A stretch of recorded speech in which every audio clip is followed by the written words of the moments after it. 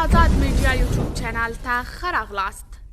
دیني عالمانو لخوا د نجونو د ښوونځیو پرانیستو غوښتنه خلک ویټو هرکلی کړی. د شپږم ټولګي پورته د نجونو زده کړو ته د اجازې ورکولو لپاره طالبانو د مشرتابه د افغان دیني عالمانو د غوښتنې تود هرکلی شوی. په دې لړ کې د افغانستان پخواني ولسمشر حامد کرزي هم د علماو دا غوښتنه ستایلې او د طالبانو پر حکومت یې غږ کړی چې د افغانستان د خلکو د غوښتنې درناوی وکړي. په دې تړاو د حامد کرزي پر ټویټر لیکل شوي پیغام کې راغلي چې د هېواد لر و بر د نجونو ښوونځي باید ژر تر ژره پرانیستل شي.